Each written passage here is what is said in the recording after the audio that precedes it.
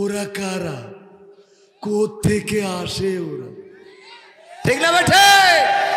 সব খাস পর্দা করালো, সব আল্লাহওয়ালা। ফেসবুকের নাম জান্নাতুল ফেরদাউস। বুরখার একটা ছবি এমন ভাবে লাগাইছে, যুবক দেখে মনে করে এর মতো পীর সাহেবের টাও নেই, এর বিয়ে করাই লাগবে। আমি যত খারাপ হয়ে হই, আমার বউ তো ভালো। এই চিন্তা করে জান্নাতুল ফেরদাউসের সাথে লাইন মেললো। কিসের লাইন? জান্নাতুল ফেরদাউসের সাথে ঢুকে দেখে হাবিয়া দোজখে পড়েছে। ঠিক না বেঠে? ও হাবিয়া দোজখে নিয়ে যায়, কয় তুই যদি বিয়ের আগে আমার সাথে মিলন না করতে পারিস, তোর সাথে কাটাকাটি, কারণ মকসদের ছেলে পারে। কথা কয় না? হ্যাঁ, শয়তান আছে না নাই? ছেলেদের চরিত্র নষ্ট করে। ওগো আমার ভাইয়েরা, এই নৃত্য জয় বাংলা জিতবে আবার নৌকা স্কুলে করা হয়েছে, এটার তদন্ত হচ্ছে, তদন্ত করা হবে। বর্তমান সময়ে এই মিছিল, এই স্লোগান আর চলতে দেয়া হবে। এটা মার্কার দরকার আছে না? সব জায়গায় ধানের শীষ লাগাইছি, কে শীষ?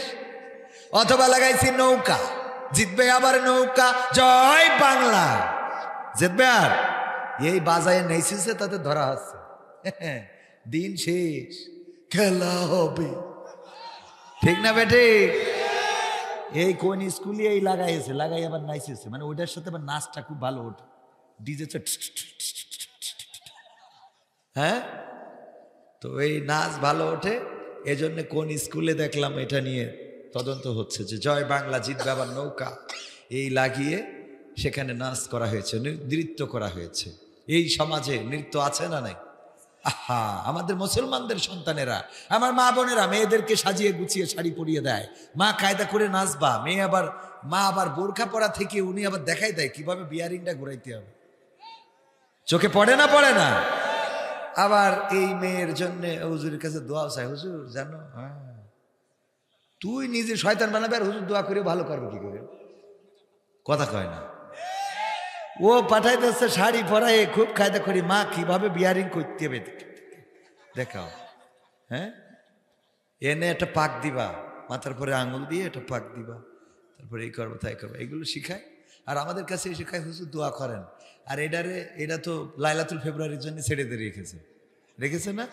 14 ফেব্রুয়ারি লাইলাতুল ফেব্রুয়ারি ইবাদতের জন্য বের হবে। যদি আমার ভাইজান ছেলে বিয়ে দেবে, ওই মেয়ে দেখতে যায়, মেয়ের চরিত্র আল্লাহ খাস পর্দা করে, তা লাইলাতুল ফেব্রুয়ারিতে ঘুরে বেড়াচ্ছিল ওরা কারা? কথা কয় না? যারা মনে করছে যে না আমরা আবার তাদেরকে, অনেকেই বলে গণতান্ত্রিক অধিকার, তারা যা ইচ্ছা তাই করতে পারে, লিফলেট বিতরণ করছে বিসিএস ক্যাডার সরকারি কর্মকর্তা, এটা কি করার কোনো সুযোগ আছে?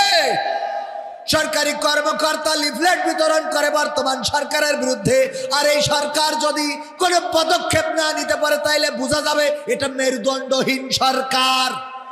এমন সরকার আমরা চাই, কারণ ইতিপূর্বে সরকারি কর্মকর্তা কোন সরকারের বিরুদ্ধে তো লিফলেট প্রচার করা দূরের কথা, বরং বঙ্গবন্ধুকে জাতির জনক এতটুকু বলে নাই। এতটুকু না বলার কারণে চাকরি চলে গেছে, এমন আছে না নাই? পরিবার থেকে দেখা হয়েছে তার বাবা কি করে, মা কি করে, 14 গোষ্ঠী কি করে, কবরে যারা গেছে তারা কি করে, আর আগে বিধি যারা আসবে ওরা কি করে। ঠিক না বেঠি? এই চাকরির সময় দেখা হয়েছে না?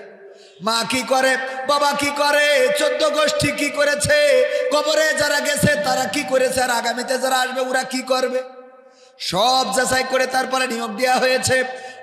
আমাদের গোলাম আজম রাহিমাহুল্লাহর সন্তান ব্রিগেডিয়ার জেনারেল, ওনাকে বরখাস্ত শুধু করাই হয় নাই, শুধুমাত্র গোলাম আজমের সন্তান হওয়ার কারণে বরখাস্ত তো করেছে, মানুষটারে গুম করেছে, হত্যার নির্দেশ পর্যন্ত দিয়েছিল। বলেন ঠিক কিনা? ঠিক বললাম না? ঠিক বললাম? গণতন্ত্রের কথা যেই দল বলতেছে, আমরা সেই দলকে প্রশ্ন করতে চাই, যখন বালুর ট্রাক নেত্রীর বাড়ির সামনে ছিল তখন তোমাদের গণতন্ত্র কোথায় ছিল? যখন তোমাদের সিনিয়র নেতাকে রিমান্ডে নির্যাতন করে সোজা মানুষটা কুজা করে দিয়েছিল তখন গণতন্ত্র কোথায় ছিল? যখন তোমাদের নেত্রীর চিকিৎসা দেয়া হয় নাই, চিকিৎসা তো দেয়াই হয় নাই, দুর্নীতির মামলায় হাসপাতাল তো দূরের কথা জেলখানায় নেওয়া হলো, তখন তোমাদের গণতন্ত্র কোথায় ছিল? এই নেত্রীকে আবার বিদেশে নিয়ে চিকিৎসা দিতে হবে, তাও যাইতে দেয়া যাইতে দেওয়া হয়েছে? না, যাইতে দেওয়া হয় নাই। এখন আবার ছাত্র আন্দোলনের বিরুদ্ধে কথা বলে, ছাত্রদের বিরুদ্ধে কথা বলে, অথচ ছাত্র তো হলো তারা যারা আজকে বাংলাদেশ জামাত ইসলাম বিএনপির হাজার হাজার নেতা কর্মীকে বাংলাদেশে ওপেন ঘুরে বেড়ার সুযোগ করে দিয়েছে। ঠিক না ঠিক? শুধু তাই নয়, খালেদা জিয়ার মতো নেত্রীকে এই যে গৃহবন্দী করে রাখা হয়েছিল, মানবিক নির্বাহী আদেশে মানবিক বিবেচনায় তাকে মুক্তি দিলেও জেলখানা থেকে বাড়িতে পাঠিয়েছে, কিন্তু ঠিকমতো চিকিৎসাও করাতে দেয় নাই। এখন যে বিদেশে নিয়ে যে চিকিৎসা দিতে পারতেছো, সেটাও এই ছাত্র আন্দোলনের ফসল। বলেন ঠিক কিনা? ঠিক না ঠিক? সেই ছাত্রদের সাথে যারা গাদ্দারি করে, এই বাংলাদেশের ইতিহাসের সাথে তারা গাদ্দারি করে। 31 দফার মধ্যে জুলাইয়ের গণহত্যার কোনো কলামই নাই, আছে? নাই। আবার গণতন্ত্র, আমরা তো গণতন্ত্রের পক্ষে। আমাদের বক্তব্য হলো, যেই গণতন্ত্র আমরা দেখতে চাই, গণতন্ত্রের আবাদ করতে চাই, ওই যে চট্টগ্রামে কোন এক বিয়ে অনুষ্ঠানে সেখানে বাছাই করে করে বা কিছু আসামি আছে যারা সন্ত্রাসী কায়দায়, তাদেরকে ধরে পুলিশের হাতে সোপর্দ করা হয়েছে। ওরে বাবা, এটা নিয়ে আমাদের দেখলাম মুফতি তাহেরিও দেখলাম, উনি আবার স্ট্যাটাস মেরেছে যে এটা করা ঠিক হয় না। একটা আনন্দের দিনে এভাবে মানুষদেরকে অ্যারেস্ট করা। অথচ ইতিপূর্বে আমরা দেখেছি জানাজায় দাঁড়িয়েছে, ইমামকে টেনে নিয়ে চলে গেছে। ঠিক না ঠিক? যেই দল জানাজা পড়তে দেয় নাই, নামাজে মসজিদে ঢুকতে দেয় নাই, ইমামকে নামাজ থেকে টেনে নিয়ে গিয়েছে, জানাজার নামাজ থেকে টেনে নিয়ে গিয়েছে, তাদের এই দেশে অন্যায় করার পরেও বিয়ে অনুষ্ঠানে যাওয়ার অধিকার কিভাবে রাখে? বিয়ে অনুষ্ঠানতে নিয়েছে, খুব কষ্ট লাগতেছে, জানাজাতে আল্লাহর কাছে দাঁড়াইছে, আল্লাহু আকবার, পুলিশ টেনে নিয়ে চলে গেল। এই মুসাল্লিরা করবে কি? কথা কয় না। সত্য বলছি না মিথ্যা বলছি? এইগুলো করেছে। তখন গণতন্ত্রের কথা মনে হয়নি, এখন এত গণতন্ত্র। ঠিক না বেঠে? আলেম ওলামাদেরকে স্টেজে উঠতে দেয়া হয় নাই। ইনি এখানে যেভাবে চেয়ারে বসে আছে, আজ থেকে 6 মাস আগে ক্ষমতা ছিল। উনি আসলে মাহফিল হইতো? তো মাহফিল উনার না কোরআনের? তাহলে উনি আসলে হবে না কেন? কোরআন তো উনার জন্য, ঠিক কিনা? উনারও তো হেদায়েতের দরকার আছে না নাই? আওয়ামী লীগ যদি সঠিক হয় তো কোরআন দিয়ে জামাতকে ভুল পথ প্রমাণ করে হেদায়েত করা লাগবে না? বিএনপি যদি সঠিক হয় তো জামাতকে হেদায়েতের দরকার আছে না নাই? তো কোরআনের মাহফিলি জামাত ইসলামও আসার দরকার আছে না নাই? কারণ যদি ভুল হয় তাহলে হেদায়েত নিয়ে যাবে। সুতরাং ইতিপূর্বে এই জাতীয় নেতা এখনো হচ্ছে, এখনো এই জাতীয় নেতাদেরকে একটু পোস্টারে নাম দিলে আর এক গ্রুপ খেপে যাচ্ছে। ঠিক না বেঠে? মনে মনে করছিলাম, আসলে আল্লামা বলেছিলেন হকের পথ একটা আর বাতিলের পথ হাজারো। ঠিক না বেঠিক? বাতিল অনেক, আপনি বুঝতেও পারবেন না কারা বাতিল। ইতিপূর্বে যারা আমাদের পক্ষে ছিল এখন বিপক্ষে চলে গেল, কারণটা কি? অপরাধটা কি আমাদের?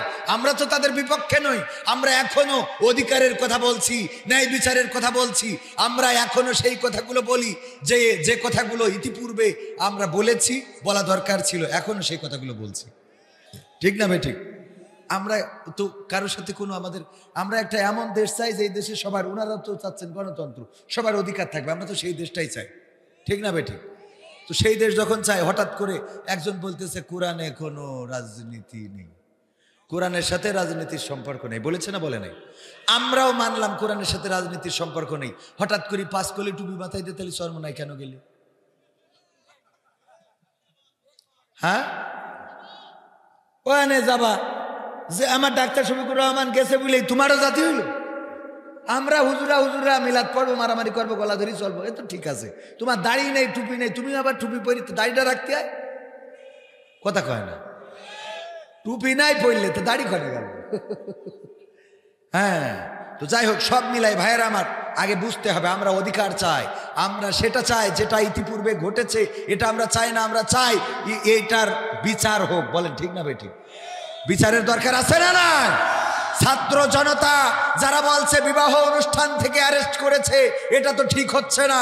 আমি তাদেরকে বলতে চাই, ভাইয়েরা আমার, যে ছাত্রদেরকে হত্যা করা হয়েছে, কোনো মা বাবার একটাই সন্তান, আর কোনোদিন সন্তান হবেও না, এই মা বাবার সন্তানটাকে কেড়ে নেওয়া হয়েছে। তার কত স্বপ্ন ছিল, এই সন্তানটাকে মানুষের মতো মানুষ করবে, বড় করবে, আলেম বানাবে, মুফতি বানাবে, মুহাদ্দিস বানাবে, ইঞ্জিনিয়ার বানাবে। আমার মুহতারাম জেলা আমির ডাক্তার ফজলুর রহমান সাইদ সাহেব, উনি অসুস্থ, আমার সাথে কথা হয়েছে, তো আমি ওনাকে বলেই দিচ্ছিলাম যে আপনি আস্তে করে চলে যান, প্রতিদিন অনেক কাজ থাকে, আমি একটু আলোচনা শুরুতে কথা বলা দরকার। তো মুহতারামের জন্য আমরা দোয়া করি, আল্লাহ যেন সুস্থতা দান করেন, বলেন আমিন। এছাড়া আরও গণ্যমান্য অতিথিদের মধ্যে আমাদের এসেছেন জনাব গোলাম রব্বানী চৌধুরী সাহেব, যিনি সাবেক চেয়ারম্যান আমদা ইউনিয়ন পরিষদ এবং আমদা ইউনিয়ন বিএনপির সভাপতি। আল্লাহ রাব্বুল আলামিন তাকেও হায়াতে তাইয়্যিবা নসিব করে দিন, বলেন আমিন। এছাড়া আজকের মাহফিলের সভাপতিত্ব করেছেন মাওলানা ইকরামুল ইসলাম সাহেব MM, আলোচনা করেছেন মাওলানা আবুল ফজল বিন আব্দুল কাইয়ুম, মাওলানা জয়নাল আবেদিন সাহেব। আমার সাথে যোগাযোগ রক্ষা করেছিলেন আমাদের প্রিয় ভাই আব্দুর রহিম ভাই, যিনি এখানকার কোনো এক দায়িত্বে রয়েছেন। তো সব মিলাই আরও গণ্যমান্য ব্যক্তি অতিথি রয়েছে, এই অঞ্চলের রাজনৈতিক নেতা কর্মী সহ আমার সামনে উপবিষ্ট দিনদার ইমানদার মুসলমান ভাই বাবাজিরা, পর্দার অন্তরালে মা এবং বোনেরা, সবাইকে আনুষ্ঠানিকভাবে সালাম জানাচ্ছি, আসসালামু আলাইকুম রহমতুল্লাহ। আমরা শুকরিয়া আদায় করব কার? আল্লাহ। কেন আদায় করব? কারণ আল্লাহ রাব্বুল আলামিন আমাদের এত সুন্দর একটা পরিবেশ করে দিয়েছেন, আসার বসার তৌফিক দান করেছেন, আমাদেরকে সুস্থ রেখেছেন, আমাদের শক্তি দিয়েছেন। যে সময় এখানে এসেছি সেই সময় অসংখ্য মানুষ হাসপাতালের বিছানায় আছে না নাই? যে সময় এখানে এসেছি অনেক মানুষ বিছানাগত হয়ে গেছে, লাঠি ভর দিয়ে এখন আর হাঁটতে পারে না। যে সময় আমরা এখানে এসেছি সেই সময় এমনও কোনো পরিবার আছে যেই পরিবারে শোকের মাতম চলছে। কুমিল্লায় গতকালও প্রতিবাদ করেছি, আর্মি আমাদের সেনাবাহিনী অ্যারেস্ট করে এনেছে বিএনপির এক নেতাকে এবং নির্যাতন করে তার মৃত্যুর কোলে ঠেলে দিয়েছে। 4টা কন্যা সন্তান, এই 4টা কন্যা সন্তান মাদ্রাসায় পড়ে, হাফিজিয়া মাদ্রাসায় কোরআনের খাদেম বানাতে চেয়েছিল। সেই মানুষটাকে সেনাবাহিনী নিয়ে নির্যাতন করে তাকে এই পৃথিবী থেকে বিদায় করেছে বিএনপির একজন নেতা। এটার তীব্র নিন্দা এবং প্রতিবাদ জানাচ্ছি। আমরা সেনাবাহিনীর কাছে এটা প্রত্যাশা করি না এবং এই মৃত্যু প্রমাণ করে দেয় এই সেনাবাহিনীতে এখনো দালাল আছে, এখনো স্বৈরাচারীদের দোসর আছে, এখনো তাদের প্রেতাত্মারা রয়েছে যারা এই বাংলাদেশে অনাকাঙ্ক্ষিত পরিস্থিতি তৈরি করতে চায়। সুতরাং ওই বিএনপির যে নেতাকে হত্যা করা হয়েছে তার সাথে এই নির্যাতনে কারা জড়িত তাদেরকে খুঁজে বের করে আইনের আওতায় আনতে হবে, দৃষ্টান্তমূলক শাস্তি দিয়ে প্রমাণ করে দিতে হবে এই বাংলাদেশ আইনের শাসন প্রতিষ্ঠিত হয়েছে। বলেন ঠিক কিনা? বিএনপি বলেই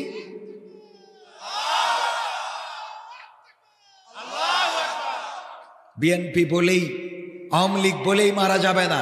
অন্যায়ভাবে যদি কোনো আওয়ামী লীগকেও হত্যা করা হয়, অন্যায়ভাবে যদি কোনো আওয়ামী লীগের উপরে নির্যাতন করা হয়, অন্যায়ভাবে কোনো যুবলীগ ছাত্রলীগের উপরে যদি নির্যাতন করা হয়, যদি তার বিচার না করে আইন হাতে কেউ তুলে নেয়, সেটার বিরুদ্ধেও প্রতিবাদ চলবে ইনশাআল্লাহ। বলেন ঠিক কিনা?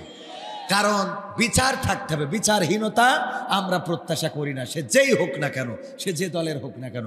আওয়ামী লীগ করে বলেই আপনি তারে যেয়ে পিটাবেন, এইটার অধিকার আপনাকে ইসলাম দেয় নাই, কোরআন দেয় নাই, আল্লাহ দেয় নাই, রাসূল দেয় নাই, দেশের সংবিধানও দেয় নাই। ঠিক না বেঠে? এরপরে এটা তো হচ্ছে আবার বিএনপি গ্রুপিংয়ে মারামারি হচ্ছে না? কুমিল্লাতে স্বেচ্ছাসেবক দলের সভাপতিকে হত্যা করা হয়েছে বিএনপি গ্রুপিংয়ে। আমি বলতে চাই, ওগো বিএনপির ভাইয়েরা, 16টা বছর মার খেয়েছেন, জেলখানায় গিয়েছেন, রিমান্ডে গিয়েছেন, দেশ ছেড়েছেন, রিক্সা চালিয়েছেন, বাড়ি উঠতে পারেন নাই, বাবার জানাজা পড়তে পারেন নাই, ঘুমাতে পারেন নাই, সন্তানের মুখ দেখতে পারেন নাই। 16 বছর যদি ধৈর্য ধরতে পারেন তাহলে আর নির্বাচন পর্যন্ত হতে পারে সেটা 16 মাস, 26 মাস কি 6 মাস, যাই হোক, এটা ধৈর্য ধরতে পারছেন না। কারণটা কি? কৃষি কুতাচ্ছে আপনাদের, কথা কয় না, চুল কাচ্ছে কিসে? 16টা বছর মার খাইলেন, রিমান্ডে গেলেন, জেল খাটলেন, বের হতে পারলেন না, বাজারে উঠতে পারলেন না, বাবার জানাজায় শামিল হতে পারলেন না, স্ত্রীর কাছে ঘুমাইতে পারলেন না, বাচ্চা যেটা হয়েছে দেখতে পারলেন না, সংসার, দোকানপাট, ব্যবসা বাণিজ্য সব তছনছ হয়ে গেছে। 16 বছর ধৈর্য ধরতে পেরেছেন, আর 16 মাস পার হচ্ছে না, এত খাই কিসের? আবার আওয়ামী লীগের ভাইদেরকেও বলতে চায়, এখানে সুরত আওয়ামী লীগের আছে না নাই? হাত উঁচু করেন কিটা কিটা, সাহস করবেন, সাহস করে হাত উঁচু করা উচিত। বিসিএস ক্যাডার সাহস করে লিফলেট বিতরণ করতেছে, হ্যাঁ সাহস থাকতে হবে, দরকার আছে না নাই? যাই হোক, আওয়ামী লীগ যারা করেন তাদেরকেও বলতে চায়, 16টা বছর তো আপনারা চেয়ারে ছিলেন, আপনাদের হাতে উন্নয়ন যেমন আছে, হাতে রক্তও তেমন আছে, আছে না নাই?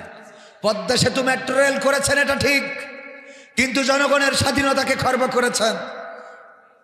পদ্মা সেতু মেট্রো রেল দিয়ে মানুষের ঐশ্বর্য থাকলে, 5 তলা বিল্ডিং থাকলেই সুখ আসে না, টিনের ছাপড়ায়ও সুখ পাওয়া যায় যদি স্বামী স্ত্রীতে মিল মহব্বত থাকে, বলেন ঠিক কিনা?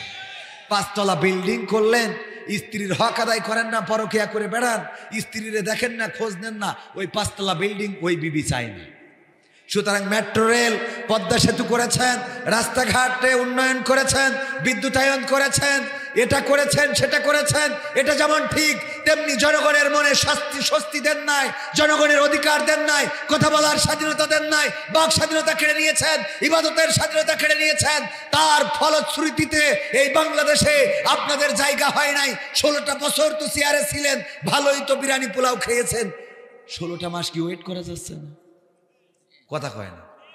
এক্ষুনি লিফলেট ছাপাইতে হবে, এক্ষুনি রাস্তায় নামতে হবে, এক্ষুনি হরতাল, এক্ষুনি কট্টর অবরোধ, এগুলো এক্ষুনি করতে হবে। অন্তত 16টা মাস ধৈর্য ধরো, কথা কয় না। আমার কথা বুঝেছেন কিনা?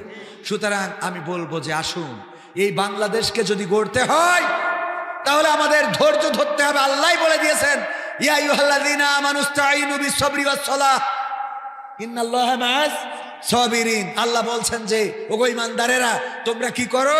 ধৈর্য এবং নামাজের মাধ্যমে সাহায্য প্রার্থনা করো। কার? আল্লাহর।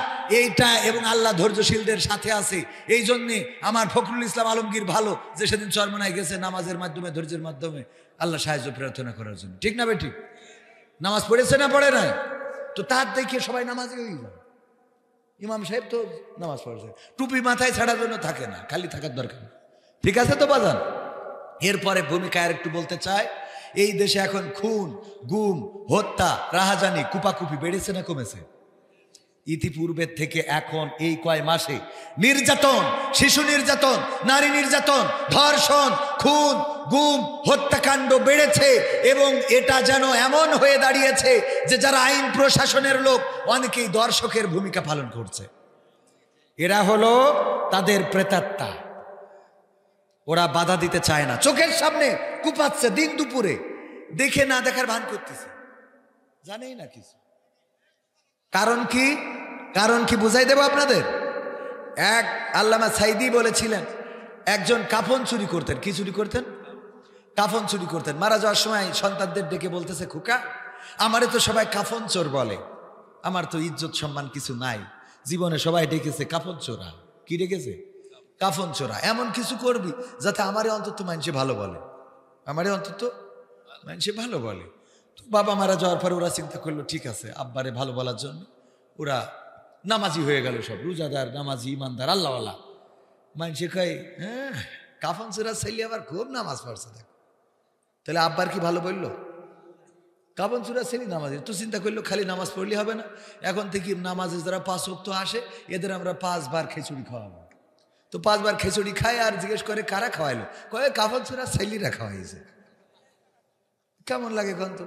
এরপরে চিন্তা করলো শুধু খিচুড়ি খাওয়াই হবে না, গ্রামে সবাই যার যা অভাব আছে, দুঃখ কষ্ট আছে, দুর্দশা সব দূর করে দেবো, টাকা পয়সা দেবো, ইত্যাদি ইত্যাদি সাহায্য সহযোগিতা শুরু করলো। যাই করে কয়েক 5,000 টাকা দিয়েছে, আমার একটা ধাড়ি ছাগল দিয়েছে, কারো একটা গরু দিয়েছে, গরু কিটা দিয়েছে, কাফন চোরা ছেলে। আব্বা তো ভালো কয় না, ওদের রাগ হয়ে গেল, সব ছেড়ে দিয়ে আবার সেই বললো, ভাই যেহেতু আব্বার ভালো বলতেছে না, আমরা চলো আবার কাফন চুরি শুরু করি, দেখি আব্বার ভালো কয়। আব্বার একটা ওসিয়ত যে আমার যেন ভালো বলে, তো আব্বারে তো ভালো বলতে হবে। এখন আবার কাফন চুরি শুরু করলো। লোকে বললো, দেখো ওর বাপও কাফন চুরি করতো, ওরাও কাফন চুরি করে। তো মহা সমস্যা, আব্বারে তো তাও ভালো কয় না। 3 ভাই মিটিং করলো যে এইবার একটা কাজ করা যায়, দেখি কি করা যায়। আব্বার ভালো বলার জন্য কাফন খালি চুরি করলে হবে না, কি করতে হবে? ওই লাশ তুলে নিয়ে পাশায় বাঁশ ভরি জয়পুরহাটের চৌরাস্তায় টেঙাইতে হবে। তো এই করলো, কাফন যেটা চুরি করে ওইটা লাশটা আবার তুলে বাঁশ একটা ভরি দেয়, দিয়ে জয়পুরহাটের চৌরাস্তায় রাত্রি টেঙাইতে আসে। সকালে এইবার লোকজন বলছে, এগের থেকে তো ওদের বাপ ভালো ছিল।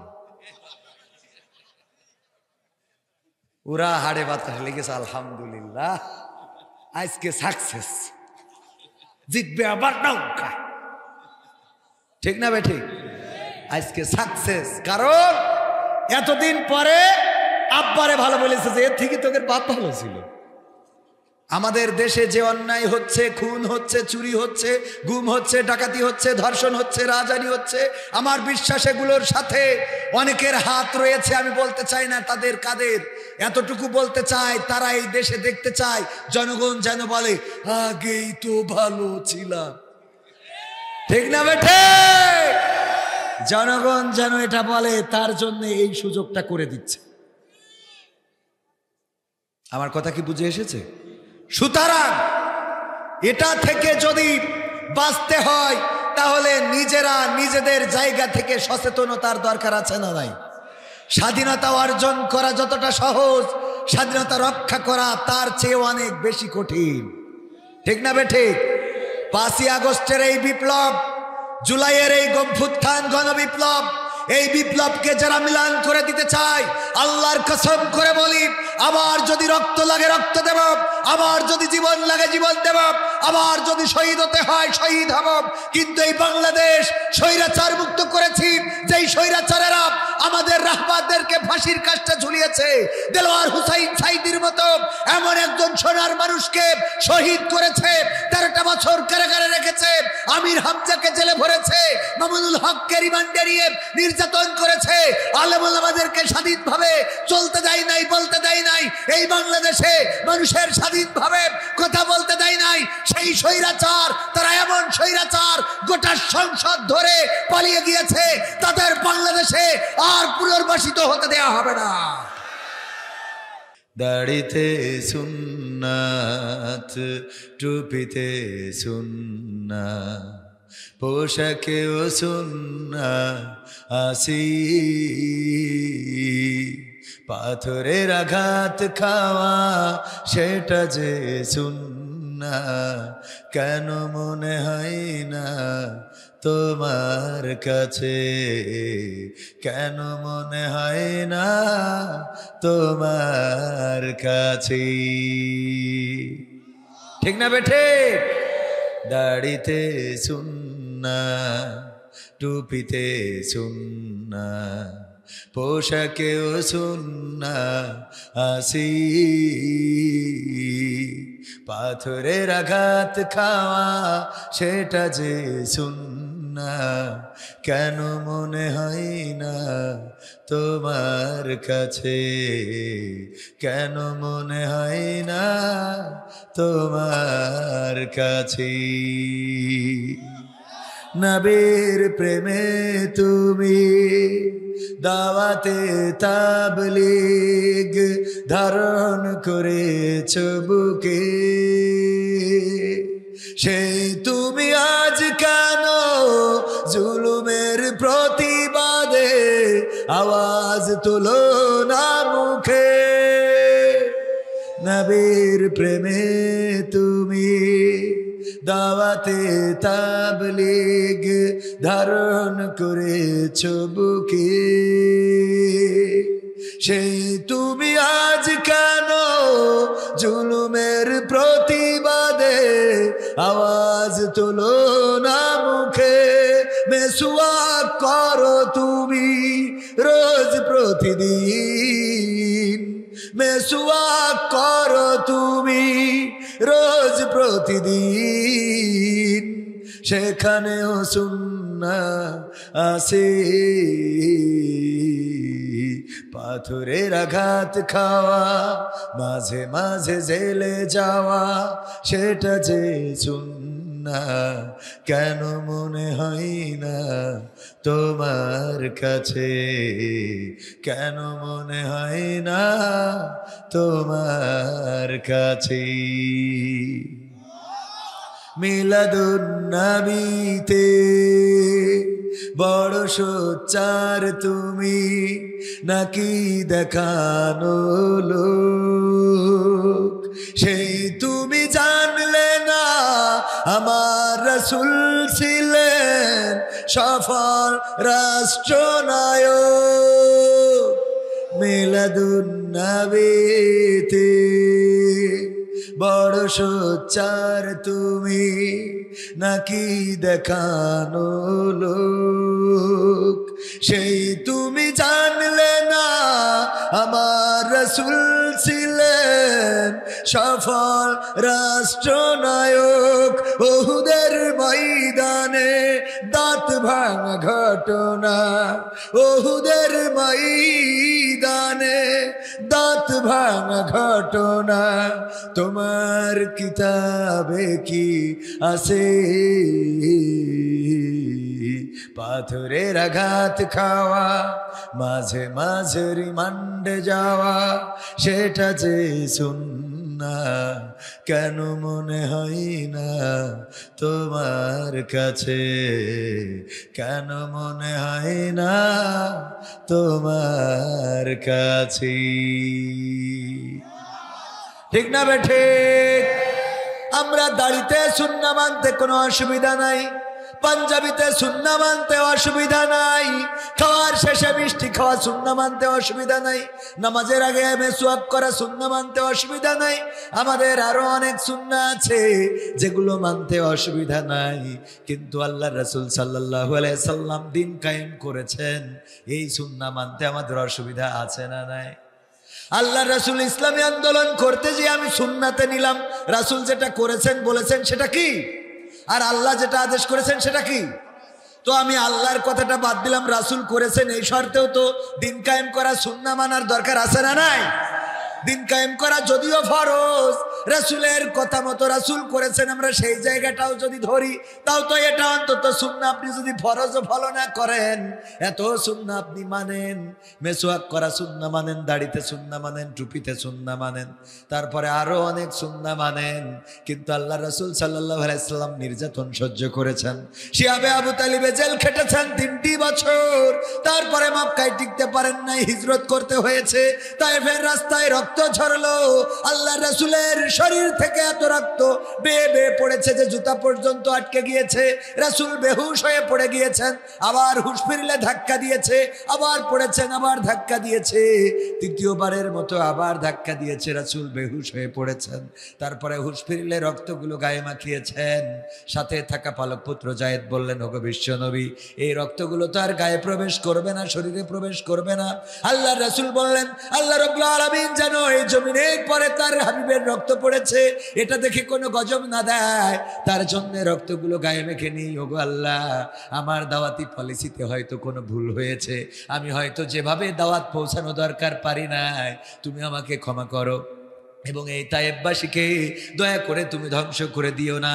যাতে তায়েববাসীর কাছে দাওয়াত নিয়ে যেতে পারি রাসূল নির্যাতন সহ্য করে দাওয়াত পৌঁছে দিয়েছেন মক্কায় জায়গা হয় নাই মদিনায় গিয়েছেন এই হাতে আল্লাহর রাসূলের হাতে 27টি যুদ্ধ তরবারি ধরে করেছেন 27টি যুদ্ধ নিজ হাতে তরবারি ধরে যুদ্ধের নেতৃত্ব দিয়েছেন যুদ্ধ করেছেন নিজের দান্দান মোবারক শহীদ হয়েছে মাথার হেলমেট ভেঙে মাথায় ঢুকে গিয়েছে চারিদিকে খবর ছড়িয়ে গিয়েছে বিশ্বনবী শহীদ হয়ে গিয়েছেন এত নির্যাতন জুলুম সহ্য করলেন আর আমরা সুন্নাত দাড়ি টুপি মিষ্টি খাওয়া এগুলোতে সীমাবদ্ধ রেখেছি ঠিক না ঠিক রাসূল যদি খাওয়ার শেষে শুধু মিষ্টি খাইতেন রাসূল যদি শুধু দাঁড়িয়ে রাখতেন সেই সময় মক্কা মদিনায় আবু জাহেল আবু লাহাব আব্দুল্লাহ বিন উবাই আবু সুফিয়ান উতবা সাইবা মুগিরা যারা ছিল সব জুব্বা পরা সব পাগড়ি পরা সব আল্লাহর ওলি সব দাড়িওয়ালা বলেন ঠিক না বেটে সব জুব্বা ওই সময় পোশাকটাই ছিল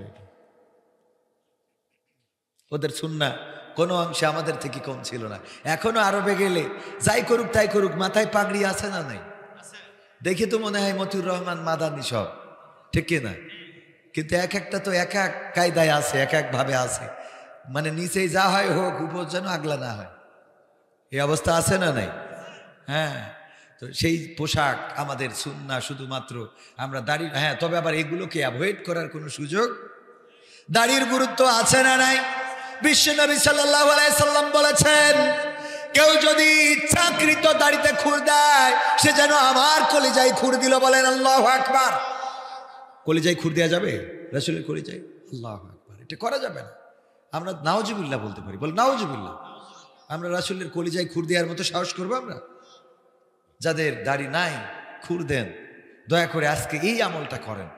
আপনার সাথে টুপি যাবে না, পাঞ্জাবি যাবে না, আপনার সাথে মিষ্টি খাওয়া সুন্নাত যাবে না, মেসওয়াক যাবে না, কিন্তু দাড়িটা কি কেটে ফেলা হবে নাকি মারা গেলে? না, কেটে ফেলা হবে না।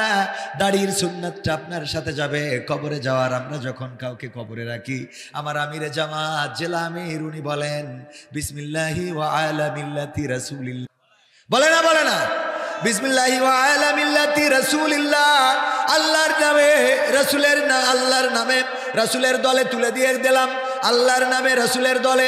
রাসূল যে পথ বলেছে, মিল্লাত মানে পথ, রাস্তা, দল, যেটাই বলেন না কেন, তার পথে তুলে দিয়ে গেলাম। ওগো আমার ভাইয়েরা, রাসূল সাল্লাল্লাহু আলাইহি সাল্লাম বলবেন ঠিক আছে মানলাম, আমার দলে তুলে দিলে তো আমার মার্কাটা কই?